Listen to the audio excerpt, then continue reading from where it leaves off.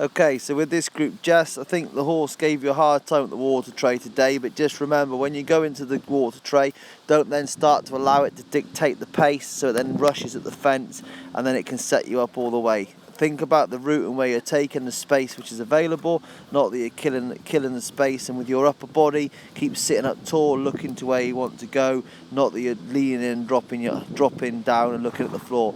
Steve, like I spoke to you, you've got to get in the habit now of riding so it's not so regimented. You've got to get it a little bit softer and using the space. If you notice when you're doing these figures of 8, she's dictating the speed and she's dictating where she goes. So you've got to think about where you want to take the horse, not that she dictates where she wants to go. Down those distances, remember when you're coming on the open 4, you are committed, so you've got to keep your balance and follow that contact.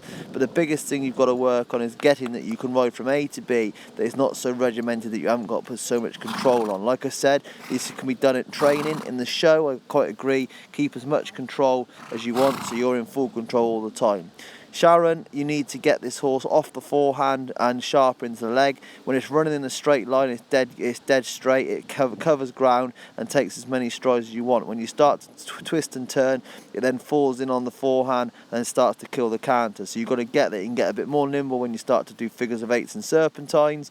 So then it's actually off the forehand and taking you forward.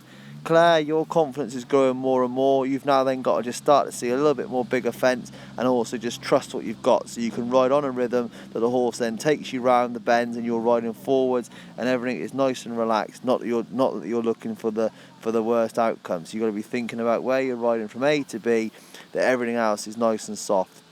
Sam, this horse is getting more and more careful. What I like about it is it's moving its feet in front of the fence. So when you get a little bit close, it adjusts itself rapid fire to try and leave the fence up, where beforehand it would just fall in a heap and push the fence out the way. So now all you've got to do is start to link more and more fences together, get your transitions slightly better so you're not pulling so much, that it's a lot softer in the transition. But overall this horse has improved no end, and I think where it is at the minute is just in the right place. It's just more about getting in the ring now, getting more education around courses, so you start to grow as a confident partnership, not that you start to think negative.